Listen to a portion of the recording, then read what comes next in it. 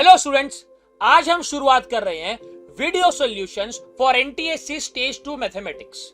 आप जानते ही होंगे कि mathematics is one of the toughest sections in NTSC exams and practice of these questions is very very critical if you want to crack NTSC. So मैं आशा करता हूं कि पहले आप ये खुद क्वेश्चन सारे ट्राई करेंगे, नहीं अगर आता है तो ही आप इस वीडियो सॉल्यूशन का सहारा लेंगे। तो आ जाते हैं सीधा पहले क्वेश्चन के ऊपर। This one says for real numbers p, q and a, if the polynomial x cube minus 3px plus twice of q is divisible by the polynomial x square plus twice of ax plus a square, then which of the following is true? Right? Again, पहले observe करिए कुछ चीजें कि जो दिया हुआ है, right, ये जो divisible by this is nothing but x plus a the whole square। तो हमारा जो भी पोलिनोमियल है, right, let's say p of x that is divisible by x plus a the whole square। इसका मतलब तो ये हो गया कि x plus a the whole square is a root, right, is a zero of the given polynomial।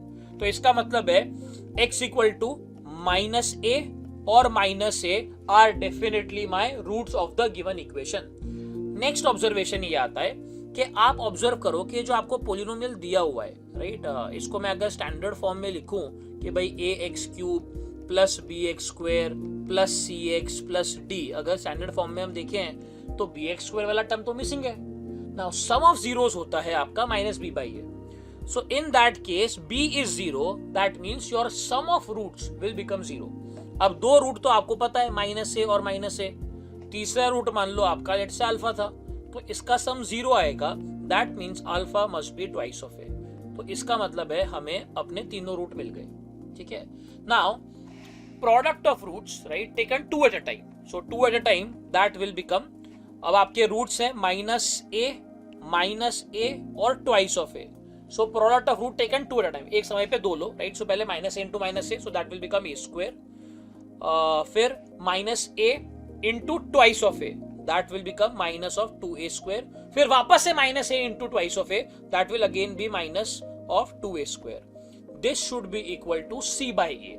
Now c यहाँ पे अगर हम ध्यान से देखें तो माइनस 3p आ रहा है अपना, और a तो 1 ही है, right. So what do we get? We get minus of 3a square equal to minus 3p, that means p equal to a square आ गया। ठीक है, ये मेरा रिलेशन आ गया, p equal to a square. अच्छा, product of roots is given by in this case minus of d by a। So minus of d by a, तो प्रोडक्ट ऑफ रूट हो जाएगा अपना, एक रूट है मेरा माइनस a, दूसरा root है मेरा माइनस a, तीसरा रूट है मेरा ट्वाइस ऑफ a। ठीक है, so this will become minus d, so that will be minus of 2q divided by 1 only. So this will reduce to, this 2 will cancel out and we will get q as minus a cube, right? 2 will become minus of a cube। Now as we can see among the given options, right, 2p equal to 3q गलत है, p square equal to q cube गलत है, p cube, right, will be definitely equal to q square because q को अगर आप square करते हो so that will become minus of a cube का square, so that will be a raised to 6, and p को अगर आप cube करते हो so p will also become a raised to 6 only, so that means option number 3 is my correct answer। Next question, we need to find the value of 3 raised to 1 by 2 minus 1 into 3 raised to 1 by 2 plus 3 raised to 1 by 4 plus 1 into bracket 3 raised to 1 by 2 minus 3 raised to 1 by 4 plus 1, right? Again, यहाँ पे सीधी सी बात है, again you just have to observe the terms, so see carefully। Let's say we take 3 raised to 1 by 4 as let's say x ले लेते हैं इसको। इसका मतलब इसको अगर स्क्वायर करता हूँ so 3 raised to 1 by 2 जो है वो मेरा x का स्क्वायर हो जाता। अब इसको रिप्लेस कर देते हैं, so my given expression will reduce to x square minus 1 into bracket, this will be x square plus x plus 1 into x square minus x plus 1। Now x square minus 1 will be x plus 1 into x minus 1, so this will be x minus 1 into x square plus x plus 1, और x minus 1 वाला जो term था आपका x plus 1, right, वो इधर ले लो, so this will become x plus 1 into x square minus x plus 1। Now this is nothing but x cube minus 1 and this is nothing but x cube plus 1, so I will get x raised to 6 minus of 1, right? तो अब if you see among the given options, मेरे ख्याल से तो solve करने की भी कोई जरूरत नहीं है, राइट। -1 एक ही ऑप्शन में आ रहा है, सीधी सी बात है, राइट। थर्ड ऑप्शन के अंदर ही -1 दिख रहा है, तो -1 होना जरूरी है। Third option has to be my answer. अब सॉल्व भी करना है, so we can say that x was nothing but 3⁴, right. सो ये हो जाएगा 3⁴ 3⁴ is to 6 -1. So this will simply reduce to 3⁵ -1. Now 3⁵ is nothing but 3 into 3⁴. So that will be 3√3 -1. That is option number 3 only. Given that the system of the equations mx plus 2y equal to 10 and 3x minus 2y equal to 0 have integer solution, then the possible values of m are. So again, in this case, we are given 3x minus 2y is 0. So that means 3x is equal to 2y. So in the first equation, mx plus 2y, in place of 2y, we will replace 3x. So mx plus 3x will become 10. So x common, m plus 3 will become equal to 10.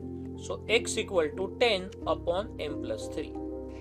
Now again, from this point, I believe the best option would be check the options. We need to find the values of m such that we will get integer values for x and y. Now, if you see among the given options, if you put m as 2, right, that would be perfectly fine. Because if m is 2, in that case, right, x will become 10 divided by 5, which is nothing but 2. And if x is 2, in that case, y will become 3, right? So I am getting integer values. X has to be even, right? It's very simple because x is twice of y. So x has to be an even number for sure. So I am getting x as even. So there is no problem with m equal to 2. So that is fine. m equal to 2 चलेगा पक्की बात. अच्छा, m को अगर आप -2 लेते हो तो भी कोई दिक्कत नहीं है, because m अगर आपका -2 है, in that case x will become 10 upon 1, right? तो 10 upon 1 मतलब 10 आ गया, right? अगेन इवन है, तो ये आपका y भी इंटीजर ही आएगा, ठीक है। सो y विल बिकम 15, तो ये भी कोई दिक्कत नहीं है, तो -2 भी चलेगा, 2 भी चलेगा, -2 भी चलेगा। एंड आप ध्यान से देखोगे तो m इक्वल टू -8 भी चलेगा, -8 में भी कोई दिक्कत नहीं है, बिकॉज m को अगर आपने -8 ले लिया, इन that case x will become 10 upon -5, that is -2। Again फिर से आपका x इवन ही आ रहा है, तो y भी इंटीजर ही आएगा, पक्की बात, ठीक है। तो 2 भी चलेगा, -2 भी चलेगा, -8 भी चलेगा, तो एक्चुअली फर्स्ट ऑप्शन भी सही है, ठीक है। और देखा जाए तो आपका 2 नहीं, सॉरी, फर्स्ट ऑप्शन गलत है, 2 8 नहीं चलेगा, राइट। 2 and -8 चलेगा, -2 and -8 चलेगा। Second and third options both are correct, right. So आपका correct answer in this case, right. मेरे ख्याल से ये तो बोनस क्वेश्चन ही जाएगा, अगर आपने बी या सी जो भी मार्क किया है, you will get full marks, ठीक है। So 2 options are correct. Next question says, consider an AP with n terms, if the common difference is increased by 1, the nth term will increase by 19. If the fifth term is 28 and the average of first and last term is 61, we need to find the 10th term of the given series, ठीक है। अब now you can quickly solve this question with the help of observation. मान लो आपका series होता 1 2 3 4 ऐसा series होता मान लो, और d अगर आप 1 से इंक्रीज करते, राइट, तो देखो फर्स्ट टर्म तो सेम ही रहेगा, ठीक है, फर्स्ट टर्म पे कोई इंपैक्ट नहीं आने वाला। अब अगला टर्म अगर d आपका अभी तक आपका d 1 चल रहा था, ठीक है, but if d is increased by 1, d in this case will become 2, so आपका अगला टर्म आता 3, अगला टर्म आता आपका 5, अगला टर्म आता आपका 7, राइट। आप देख पा रहे हो कि पहले टर्म पे कोई इंक्रीज नहीं है, दूसरे पे 1 का इंक्रीज, तीसरे पे 2 का, राइट, चौथे पे 3 का, ठीक है। और वैसे आप आगे जाके ऑब्जर्व कर पाते कि भाई नेक्स्ट टर्म आपका 5 होता, बट ये 9 हो जाएगा, यहाँ पे 4 का इंक्रीज आ रहा है, राइट। तो पहले पे 0, दूसरे पे 1 का, फिर 2 का, फिर 3 का, फिर 4 का, एंड सो ऑन। अब हमें बोला है कि भाई it increases, the nth term increases by 19 से इंक्रीज हो रहा है, इसका मतलब 20 टर्म है।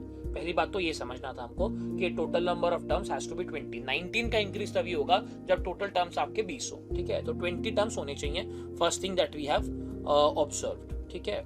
So we know n is 20, ये हमें पता चल गया। फिर बोला है कि फिफ्थ टर्म इज 28, राइट, पांचवा टर्म आपका 28 है, and the average of first and last term is 61। अब average of first and last term आपका 20th टर्म होगा, सो फर्स्ट टर्म a है and 20th term will be a plus 19d। इसका जो sum आएगा आपका that should be 122, right. Average 61 है, तो sum of these two terms will be 122। So that this is one equation, twice of a plus 19 times of d equal to 122. You are given fifth term is 28. So fifth term is nothing but a plus 4d that is given to you as 28. इसको 2 से multiply कर लो. So 2a plus 8d will become 56. Subtract कर लीजिए, ठीक है. So you will get 11 times of d is equal to 66. So d will become 6. We need to find the 10th term, right? So in this case, if d is 6, so a will become 4. So a is 4, d is 6. You need to find the 10th term. So that will be a plus 9 times of d. So that means 58 will be your answer, right? So option number 3 will be the correct answer. The ages of the members of a club are in arithmetic progression with common difference as 3. The sum of ages of all the members is 300 years and the youngest member is a child of age 9 years. Then we need to find the age of the eldest member, right? Again, a question on arithmetic sequence only. So common difference is given to you as 3 months. Now 3 months will be same as 1/4 of a year. So let's take year because the sum is given to us in years only. So sum of all the members, let's say there are n members. So sum of n terms is given to you as 300. The youngest member, right? So सबसे छोटा member जो है first term, so that will be 9. So we need to find the age of the eldest member. So first of all we need to find n and then we need to find the nth term, right? The value of nth term. So in this case, sum of n terms is given by n by 2, right? N by 2 into bracket twice of a, so that will be 18 plus n minus 1 into d, right? D will be 1/4. That is given to you as 300. So if we simplify this, this will reduce to n by 2 into bracket 72 plus n minus 1 divided by 4 equal to 300. So this will become n into n plus 71. N into n plus 71, this will become into 8, that is 2400, right?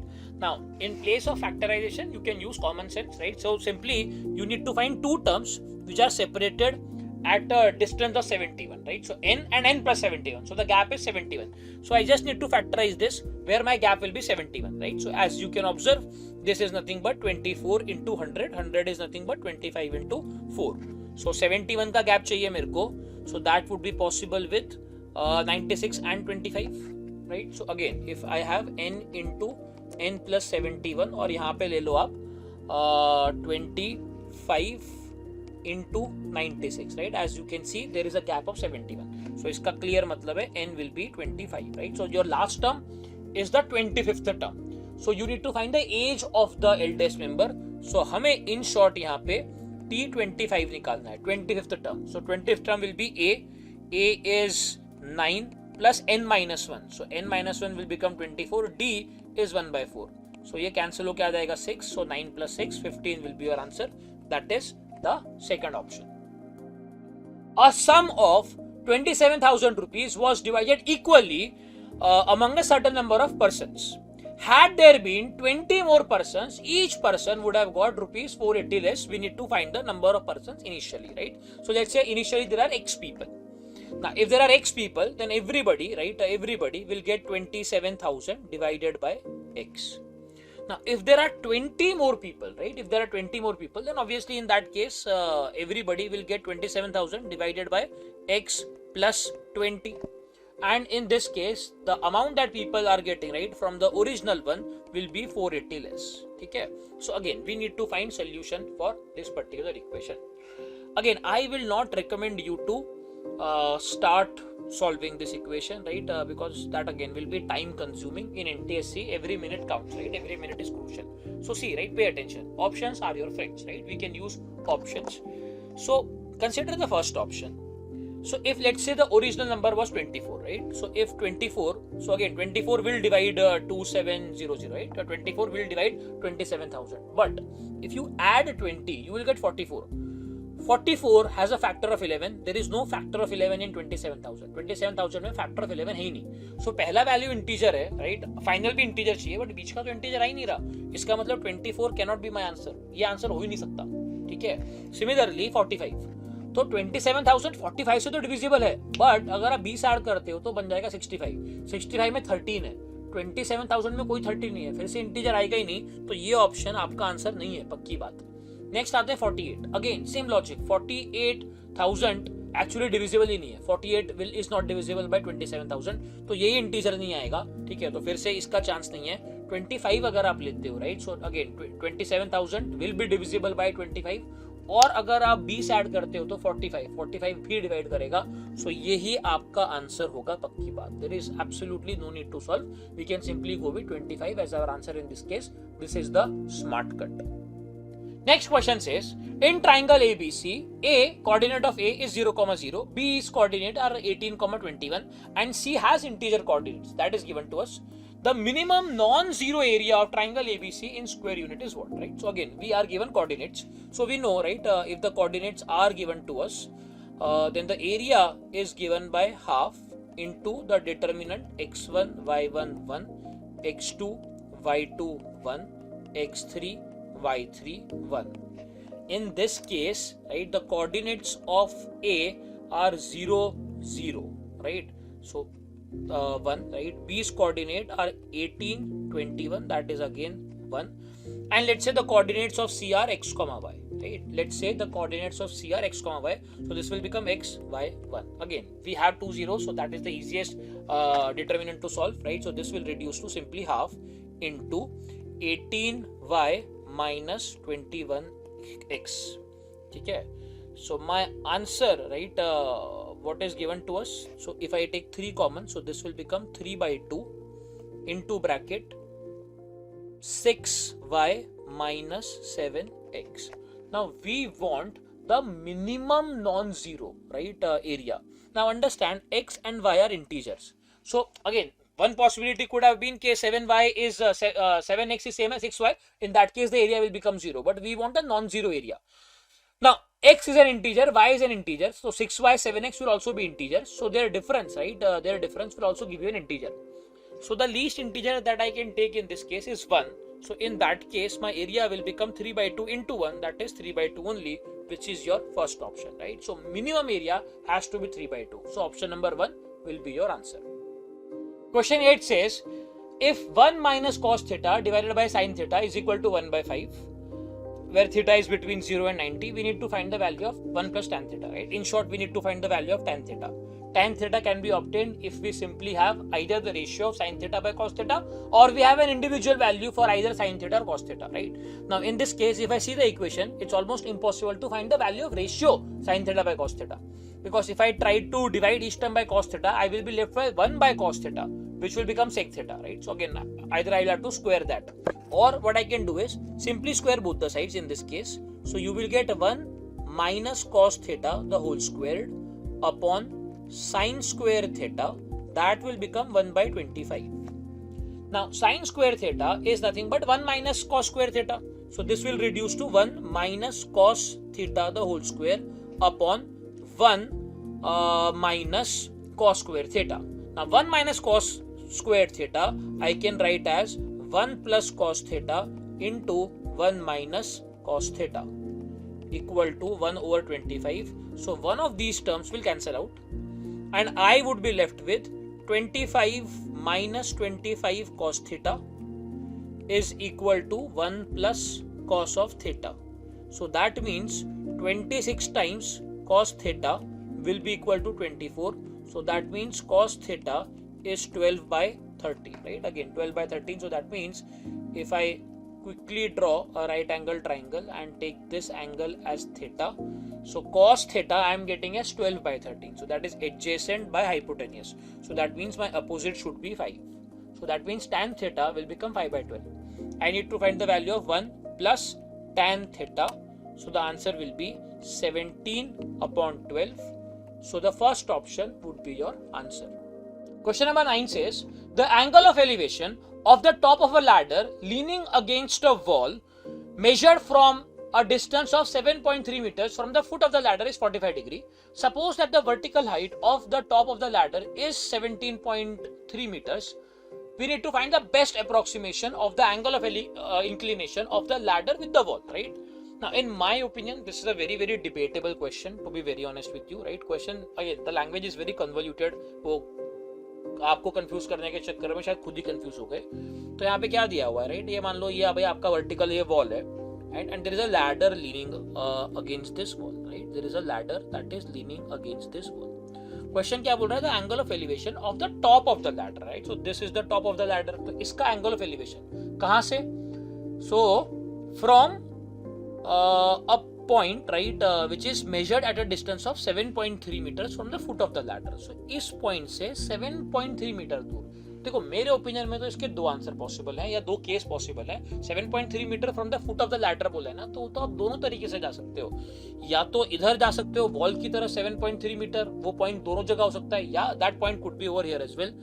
Answer एक ही case में आ रहा है, right? जो option के अंदर दिया हुआ है ना, वो आंसर इसी केस में आ रहा है अगर आप उस पॉइंट को 7.3 meters from the foot of the ladder consider करते हो इस डायरेक्शन में, ठीक है? अगेन देखो लैंग्वेज में कहीं भी नहीं बोला है the angle of elevation of the top of the ladder leaning against a wall, right? Leaning against a wall measured from a distance of 7.3 from the foot of the ladder. Foot of the ladder से 7.3 की distance पे. अब मैं आपको अगर ऐसा पूछूं कि भाई ये पॉइंट ए है, इससे 3 मीटर की दूरी पे, 3 मीटर की दूरी पे तो यार कहीं भी हो सकता है ना वो पॉइंट, तो ठीक है? तो वो पॉइंट इधर भी हो सकता था 3 मीटर पे, वो पॉइंट इधर भी हो सकता था, ठीक है? अगेन अज्यूमिंग कि वो लाइन पे ही होगा. तो इस क्वेश्चन में मेरे ओपिनियन में ये एक दिक्कत है, ठीक है? चलो एनीवे इस केस में आपका आंसर आता. अब यहां से angle of elevation of the top of the ladder ये आपको दिया हुआ है 45 डिग्री, ठीक है? ये आपको 45 डिग्री दे दिया है, ठीक है? ये आपका वर्टिकल वॉल है और the vertical height of the top of the ladder. So vertical height would be this, right? तो ये आपको दे दिया है 17.3 और ये डिस्टेंस है आपका 7.3. ये मान लो x ले लेते हैं. अब यहाँ पे tan 45 अगर मैं लगाऊं तो tan 45 degree will be nothing but 17.3 divided by x plus 7.3. We know that tan 45 is 1, so that means x plus 7.3 meters will be 17.3 meters. So x आ जाएगा आपका 10 मीटर, ठीक है? x आ जाएगा आपका 10 मीटर. अब मान लो ये आपने थीटा ले लिया, तो इन this case tan of theta जो आता that would have been 17.3 divided by 10 which is roughly 1.73 which is nothing but approximately √3. So tan theta आपका √3 आ रहा है, so that means theta would have been 60 degree. But again आपको वो नहीं पूछा है, right? The question does not say that find angle theta. The question says you need to find the angle of inclination of the ladder with the wall, right? Wall के साथ, right? तो theta आपका 60 degree अगर आ रहा है तो ये जो एंगल होगा वो 30 डिग्री आएगा. सो हमारा answer has to be the second option, that is 30 degree, right? That will be the best possible approximation. So option number 2 will be the answer. But as I said if you take the other possibility you will not get anything as the answer, right? तो मेरे opinion में debatable question, but ठीक है, second option से will go ahead with that. Question number 10 says if both the roots of the equation x square minus 2mx plus m square minus 1 are greater than minus 2 but less than minus 4, then which of the following is true, right? Again if you see the equation carefully, you are given x square minus 2mx and m square minus 1 you can write as m plus 1 into m minus 1, right? Equal to 0. So as you can see your product is m plus 1 into m minus 1 and the sum of the roots comes out to be 2m, right? So your roots will be m plus 1 and m minus 1 only, right? So your product has to be m plus 1 into m minus 1 and the sum of the root has to be equal to 2m, right? So the roots will be m plus 1 into and m minus 1 itself. Now both these roots are greater than minus 2. देखो अब सीधी सी बात है, अगर m plus 1 greater than minus 2 है, ठीक है, तो जरूरी नहीं है कि m minus 1 greater हो, ठीक है? सो हमें यहाँ पे m minus 1 इंश्योर करना पड़ेगा कि this is greater than minus 2, क्योंकि अगर m minus 1 ग्रेटर है minus 2 से तो m plus 1 तो बड़ा होगा ही होगा, पक्की बात. So that means m has to be greater than minus 1. अच्छा, on the other hand both the roots will be less than 4, right? दोनों जो रूट है आपके वो लेस देन 4 होने चाहिए. अब देखो अगर m plus 1 लेस देन 4 आपने इंश्योर कर लिया तो ऑब्वियस सी बात है फिर m minus 1 तो उससे छोटा ही आने वाला, right? m plus 1 is greater than m minus 1. So in this case m has to be less than 3, right? So -1 से बड़ा होना चाहिए m, whereas 3 से छोटा होना चाहिए. That means the first option will be your answer. The next question says, consider the collection of points a comma b in the coordinate plane such that a and b are integers such that a is between -5 and 5 and b is also between -5 and 5. A point is selected at random from the collection. What is the probability that the selected point is at a distance of at most 2 units from the origin, right? So again आप consider करो ये आपका मान लो Cartesian coordinate system है, ठीक है, a, b, right? So x axis के ऊपर आपका a जाएगा, y एक्सिस के ऊपर आपका b जाएगा.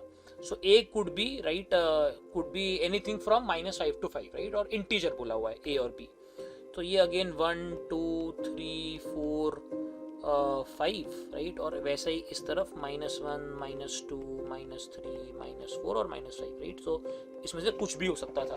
तो how many values can a take, right? तो a can take 11 values, 5 on the positive, 5 on the negative, एक 0 भी हो सकता था, right? Similarly, right, it could be 1 2 3 4 and 5, and यहाँ पे -1 -2 -3 -4 एंड -5, ठीक है? तो आपका B जो है, B again can take 11 values.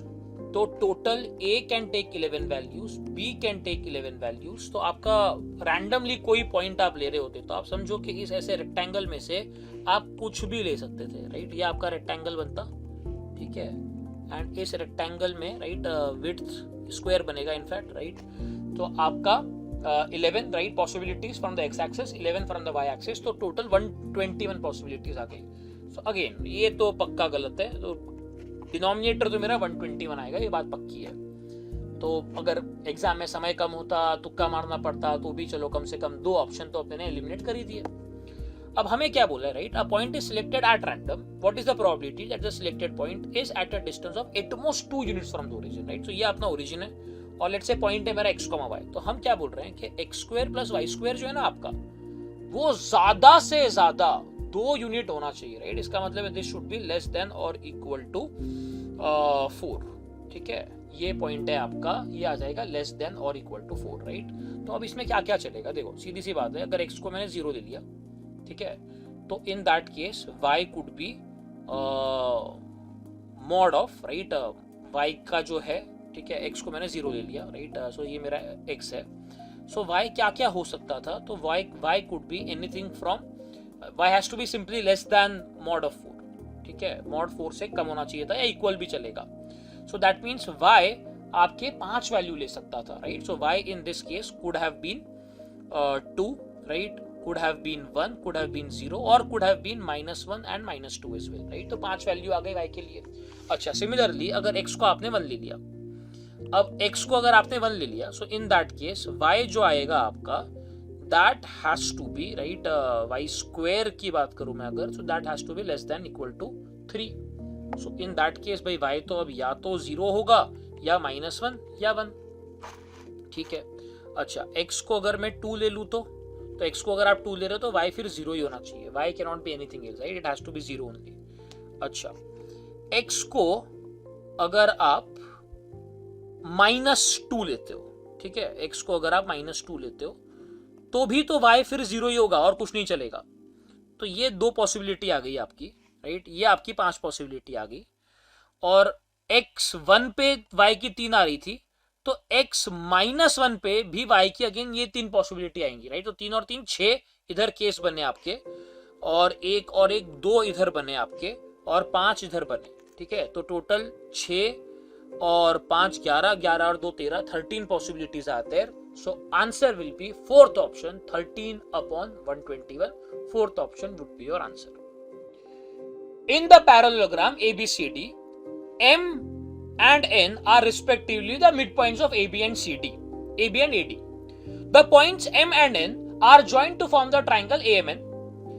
The area of triangle AMN and the area of the parallelogram ABCD are in the ratio what, right? Again, seems to be a very very easy question. So आपको एक parallelogram दे दिया है ABCD, ठीक है, और आपको बोला गया है M and N are respectively midpoints of AB. So ये आपका M है और ये AD का midpoint है, ये आपका N है, ठीक है? And these 2 points are joint. ठीक है, अब देखो सीधी सी बात है, ये अगर लेट्स से मैं इस तरीके से BD ले लेता हूँ, राइट। सो अगेन आपका AM जो है it is half of AB and AN it is half of AD। So area of triangle ANM जो बनता that will B 1/4 of area of triangle ADB। और एरिया ऑफ ट्राइंगल ADB जो आएगा it is half the parallelogram, right. Triangle का ADB का जो area है वो पैरेललोग्राम का आता है। सो दैट मीन्स इसके बदले, right, I can replace as ADB is nothing but half of the parallelogram ABCD. So that means area of triangle ANM या AMN will be 1/8 of the area of parallelogram ABCD. ठीक है, तो हमें उसका ratio पूछा हुआ है, so 1:8, that is option number 3 will be your answer. Question number 13 says, in the adjoining figure ABCD is a rectangle. The area of triangle BEG is given to you as 503, right? ये area अपने को 503 दे दिया है. Area of triangle JFD, right? This small triangle, this is given to us as 408. And area of the quadrilateral EHFA, that is given to you as 1113. We need to find the area of the shaded portion, right? Now on the first glance, this will look like a very very difficult question. कैसे करेंगे वही समझ में नहीं आ रहा, ठीक है? But this is based on a very simple concept only. तो भाई कॉन्सेप्ट क्या है भाई, सीधी सी बात है कि एरिया, एक रेक्टेंगल लेते हैं, ठीक है। तो रेक्टेंगल का एरिया क्या होता है, तो भाई base into height, right, length into breadth. अब अगर मैं ऐसा एक ट्राइंगल बनाता, मान लो कहीं भी ट्राइंगल, तो अब इस एरिया, इस ट्राइंगल का एरिया क्या आता, तो वो आता half base into height, but base तो सेम ही है, राइट। इसका बेस और ये जो रेक्टेंगल का जो बेस की बात करूं मैं, राइट, लेंथ की बात करूं, सेम ही है, हाइट भी सेम ही है। जो इस ट्राइंगल की हाइट है, ठीक है, वही तो आपका रेक्टेंगल का ब्रेड्थ है। तो एरिया इसका मतलब हाफ ही हो गया ना ट्राइंगल का। और ये ट्राइंगल अगर आप ऐसे बनाते तो भी कोई फर्क नहीं पड़ने वाला था, राइट। ये ट्राइंगल अगर इस तरफ बनाते तो भी कोई फर्क नहीं पड़ने वाला था। तो यहाँ भी फिर से बात है कि ये बेस तो आपका ये रहेगा और हाइट आप ये ले लो, ठीक है। तो कहने का मतलब क्या है कि in this question, right, all we need to pay attention is, right, हमें इस सवाल के अंदर सिर्फ एक ही चीज पे ध्यान देना है, ठीक है। वो है कि भाई ये आपके दो ट्राइंगल ही बन रहे हैं, राइट, और कुछ नहीं है। आपके दो ट्राइंगल बनाए आपने रेक्टेंगल के अंदर, तो इनका जो एरिया आएगा that is going to be half the area of the rectangle only. So यहाँ पे ध्यान से देखो आप, taking one side, right, one side as the base, तो एक आपने बनाया है ट्राइंगल BCF, राइट, जहां पे आपने एक बेस लिया और फिर पूरा हाइट लिया है। और इसी प्रकार आपने एक ट्राइंगल बनाया है CED, राइट, आपने एक ट्राइंगल बनाया है CED। अब एक काम करते हैं, राइट, अपने को कुछ एरियाज तो दे दिए हैं, बाकी को ना नाम दे देते हैं, राइट। मान लो ये A है, ये B है, ये मान लो C है, ये D है, और जो मेरे को निकालना है मान लो वो K है, ठीक है। जो मेरे को निकालना है एरिया वो K निकालना है। सो ट्राइंगल BCF का एरिया क्या होता, BCF, so BCF would be nothing but A plus BCF, A plus K plus D, right? Area of triangle BCF will be nothing but A plus K plus D plus area of triangle CED की बात करूं मैं, so CED का जो area आता that would have been nothing but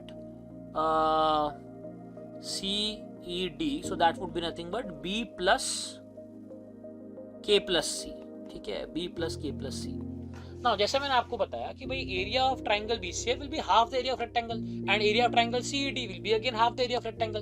तो दोनों मिला के तो this should be equal to the complete area of rectangle ABCD, ठीक है।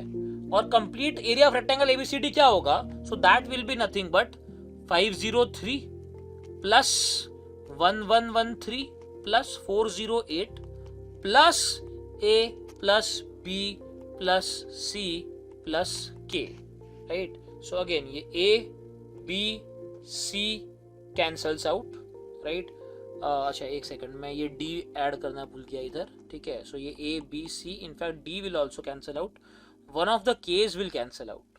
सो यहाँ पे आपका LHS पे खाली एक K बचेगा, which is nothing but the area of the shaded portion. So area of the shaded portion is nothing but going to be the sum of these three numbers. अब इन तीनों नंबर का सम कितना आ रहा है, so this comes out to be 911 plus 1113, so this will become end में आपका 4 आ जाएगा, ठीक है, and apart from that you will get 2 0 and 2 carry, so 2024 आपका आंसर आएगा. Now among the given options I do not see any option which is 2024. The closest option to 2024 is the first option, right? So I'll probably go ahead with that, but again not the right answer in my opinion. The answer should have been 2024 and not 2021, but among the given options it is the closest, so we will go ahead with it, but the actual answer will be 2024, right? So the correct option is not there in the answers. In the adjoining figure, ABC is right angled at B. Point D is on AC such that BD equal to BC and BDEF is a parallelogram. We are also given if BEF is 10 degree. So we do not know where the point E is in this case. I think this should be point E. ये point E होना चाहिए.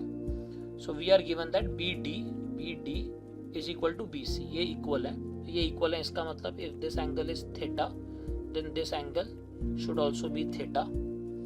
And what else is given to us? We are given that BEF, ये जो angle है आपका ये 10 degree है. अब देखो ये आपका 90 डिग्री था तो ये 80 डिग्री आ गया, ठीक है, और ये 80 डिग्री है और अपने को बोला हुआ है कि ये पैरेललोग्राम है. BDEF इज अ पैरेललोग्राम, तो ये पैरेललोग्राम है, इसका मतलब है ये जो अपोजिट एंगल होगा ये भी 80 डिग्री होगा, राइट. अच्छा, ये अब अगर आपका 10 डिग्री बोला हुआ है, ठीक है, तो फिर से ये जो एंगल आएगा आपका, right, this will also be 10 degree because these will become, right, ये दो लाइन आपकी पैरेलल्स हैं, राइट, और वो आपका ट्रांसवर्सल हो गया, ठीक है. तो अब ये पूरा 90 डिग्री था तो ये जो एंगल है आपका ये हो जाएगा 80 डिग्री. अब इस ट्राइंगल की बात करूं, एक एंगल आपका 80 डिग्री आ गया, बाकी के दो इक्वल हैं, थीटा थीटा, इसका मतलब थीटा 50 डिग्री आएगा, ठीक है. सो ये एंगल थीटा ये आ गया 50 डिग्री. अब हमें क्या निकालना है? We need to find angle AD, right. हमें ये एंगल निकालना है, ये एंगल अल्फा है. तो अब 50 plus 80 plus alpha, right, this will become a linear pair, right, linear angle बनेगा. So this has to be 180. So that means अपना अल्फा जो आएगा that will be 50 degree only. So very easy question. First option will be your answer. ABCD is a quadrilateral in which AB equal to AC, AD equal to CD, and BAC is 20 degree and ADC is 100 degree.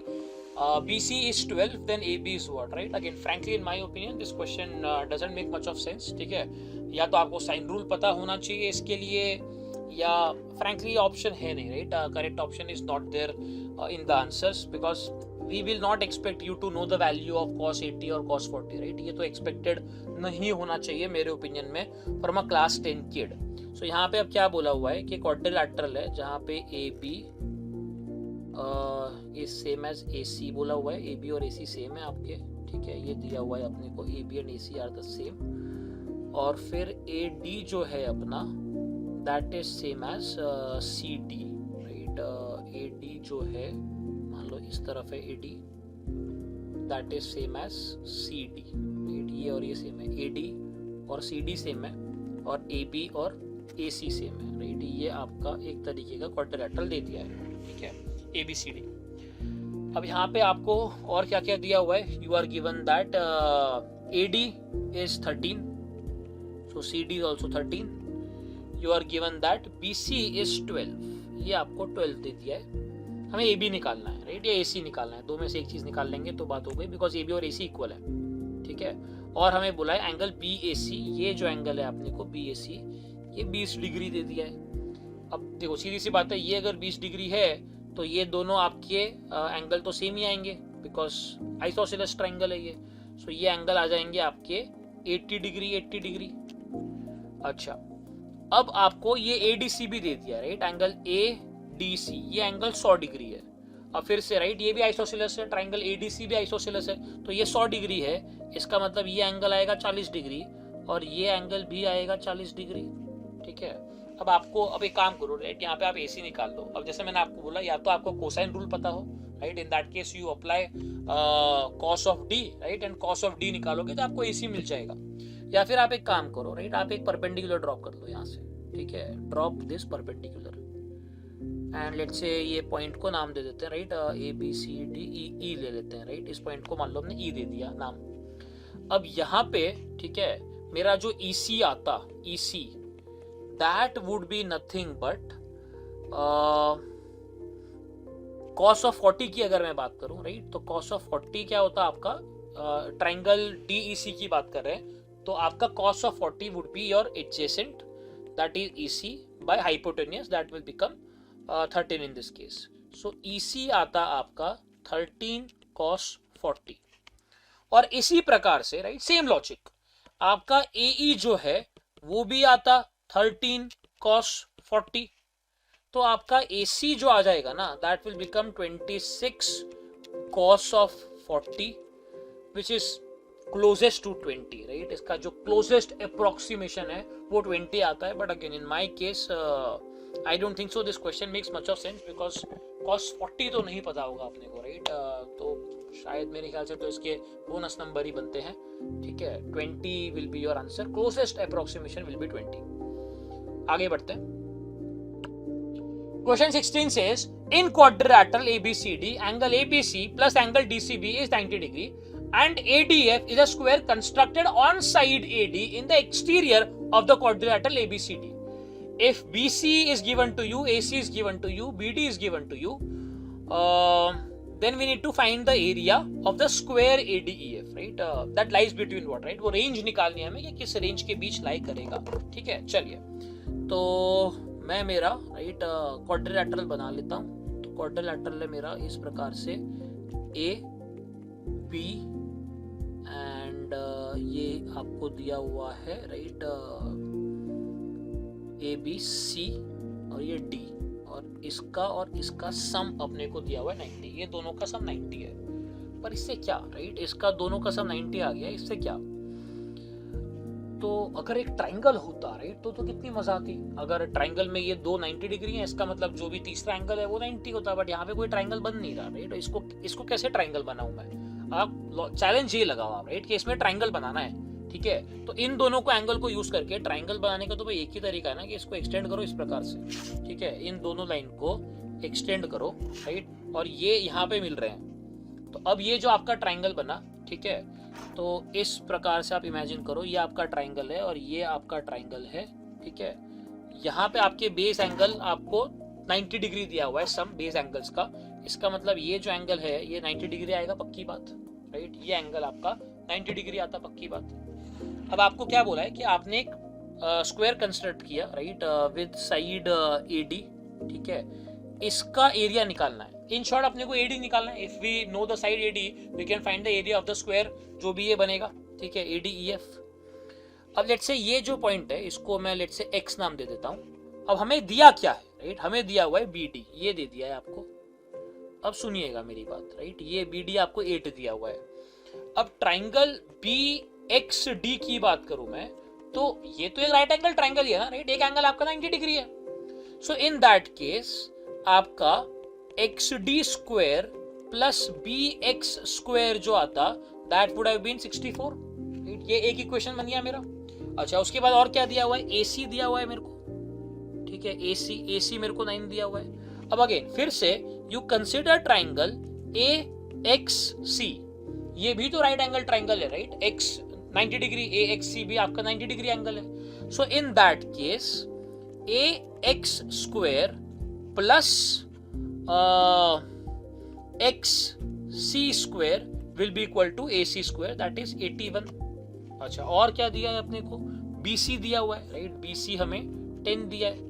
अब ये भी तो right angle triangle ही है, right. Triangle BXC ये भी right angle triangle ही है. So in this case BX square plus XC square equal to 10 square, मतलब 100 आ गया. अब पहले दो इक्वेशन ऐड कर दो आप, राइट. Add the first two equation. Let's say ये आपका इक्वेशन 1 है, ये आपका दूसरा इक्वेशन. इन दोनों को ऐड करते हैं तो क्या आता. So in this case now we will get XD square plus BX square plus AX square plus XC square equal to 145. Now BX square plus XC square ये तो 100, राइट. थर्ड इक्वेशन के हिसाब से ये तो 100 आ गया. सो that means XD square plus AX square will B 145 minus 100, ये आपका 45 आ गया.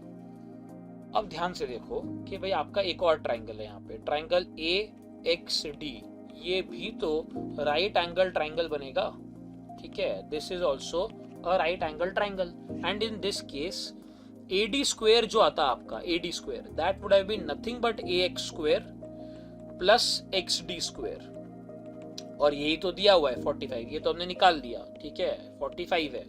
सो इसका मतलब है AD square is 45 and area उसी का पूछा था, ADEF का area that is nothing but AD square, तो माय आंसर शुड बी 45। 45 किसके बीच लाई करेगा, सो that will be between 40 and 50, so option number 4 would be your answer.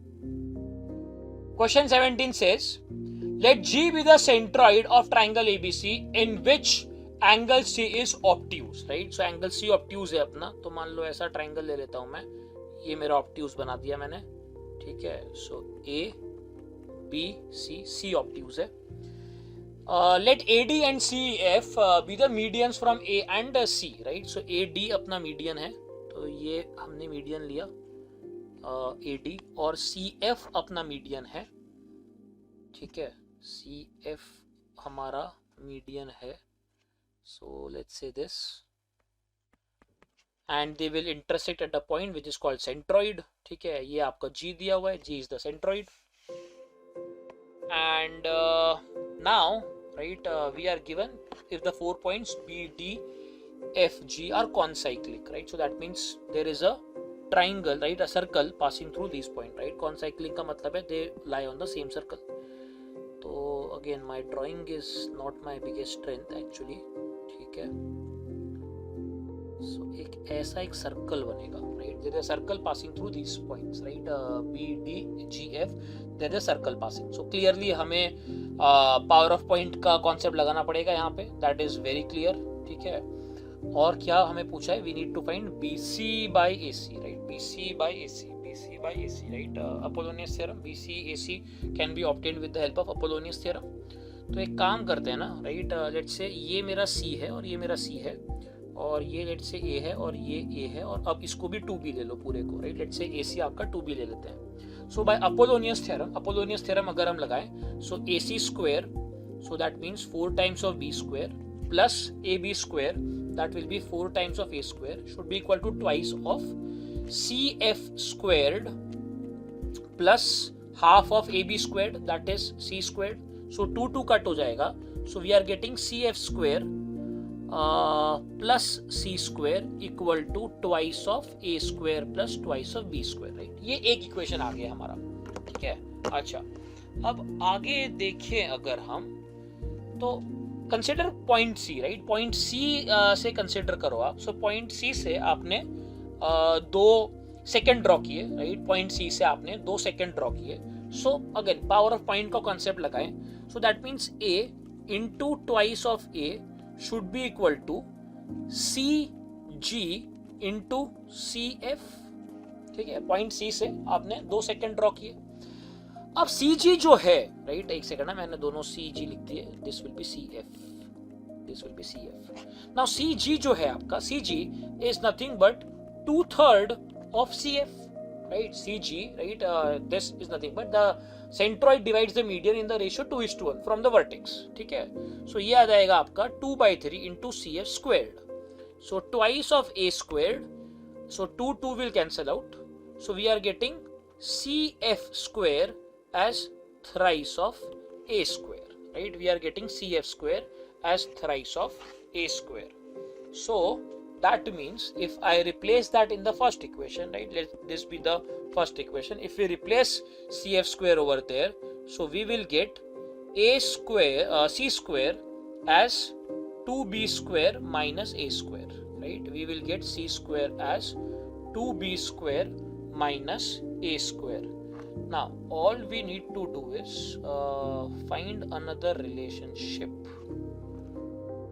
All we need to do is find another relationship, right, so we have we need to find BC by AC, so we need to find A by B. Acha, we are also given that this triangle is obtuse, right, we are also given that this triangle is obtuse. So because the triangle is obtuse, the square of the largest side, right, square of the largest side should be greater than the sum of the squares of the other two sides, right? So that means twice of c squared should be greater than twice of b squared plus twice of a squared. So again 2 will cancel out, so we can say that c square should be greater than a square plus b square. Now in place of c square I can replace twice of b square minus a square, right? In place of c square I can replace as twice of b square minus a square. So this should be greater than a square plus b square. So that means b square will become greater than twice of a square. So अब ratio निकालना है अपने को, हमें निकालना है BC by AC. So BC that is A right by B. So from this we can say that right, यहाँ से हमें क्या मिल जाएगा कि A by B the whole squared will be less than 1 by 2. So that means A by B जो आएगा आपका that will be less than root of 1 by 2, right? So less than root of 1 by 2, right? That means second option, right? That would be your answer, option number 2. Question 18 says, for distinct real numbers a, b and c and a is not equal to 0, consider the quadratic equation ax square plus bx plus c equal to 0.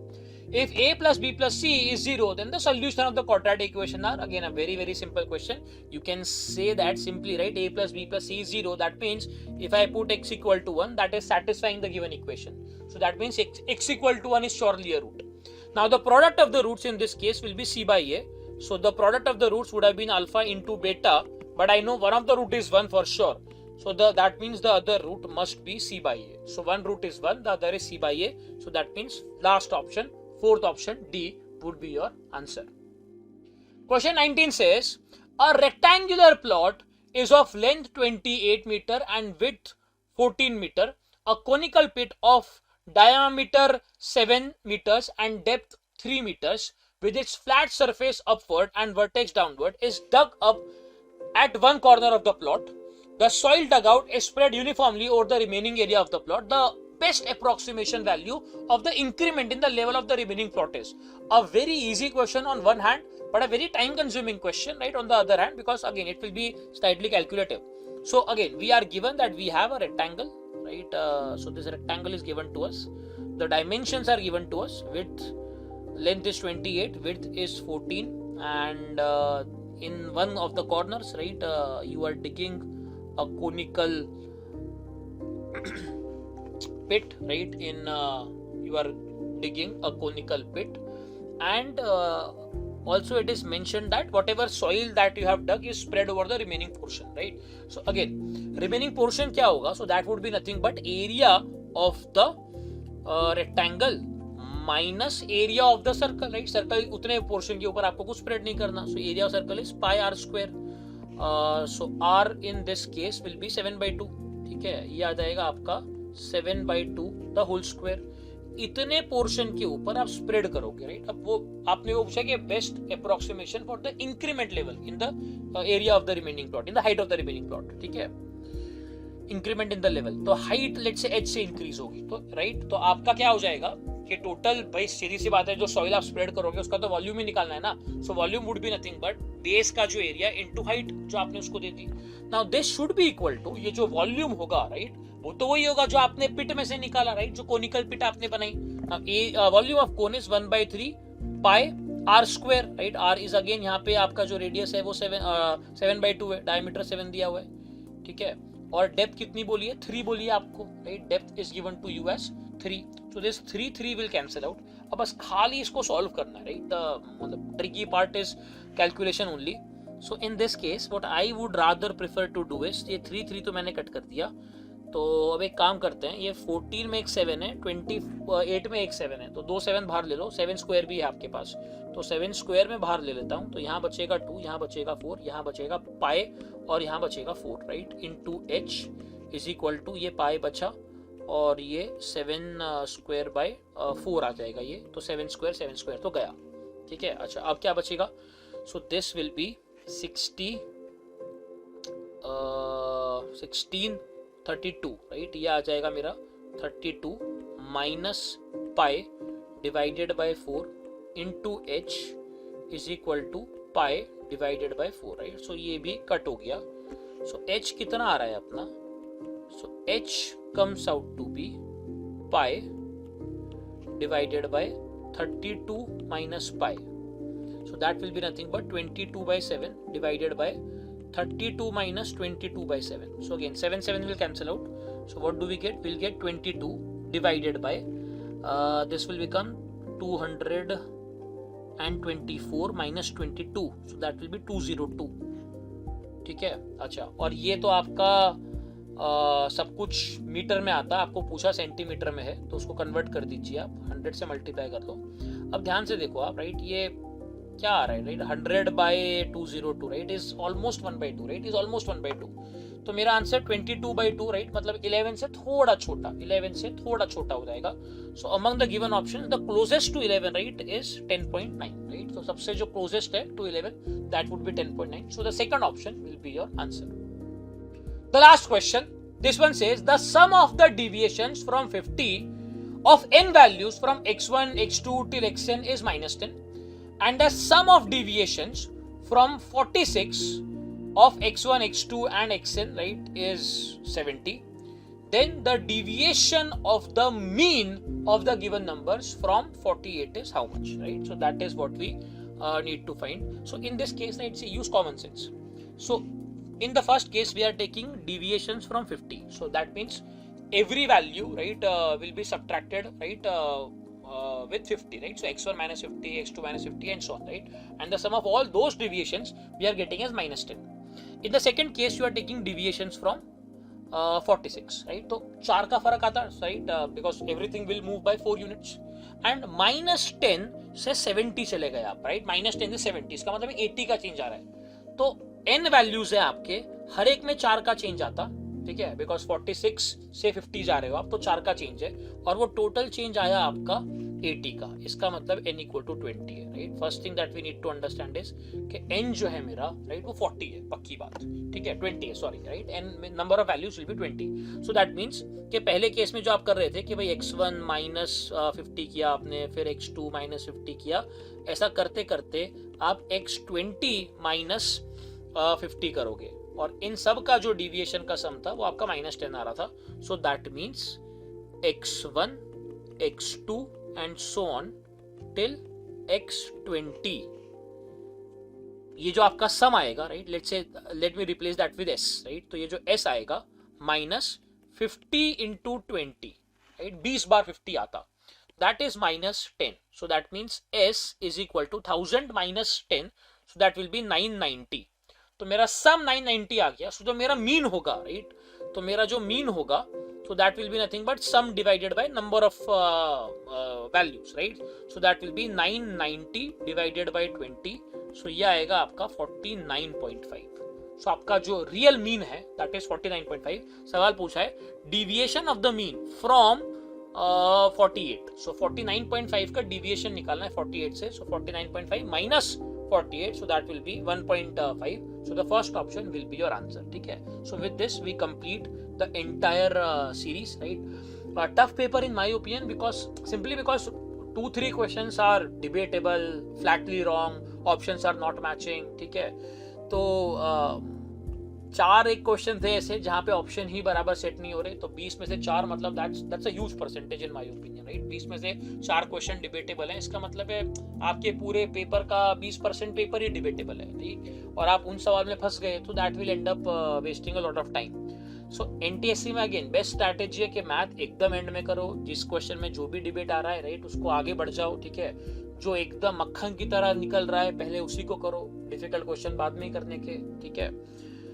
So this was last year's paper. We will be solving other papers as well. So stay tuned. If you have not subscribed to our channel yet, please subscribe to the channel, right. Like the video, please share it among your friends, so that will help our channel to grow, right. We want to reach as many students as we can, okay. So that's it. I'll see you with the solution for 2020. Till then, bye bye.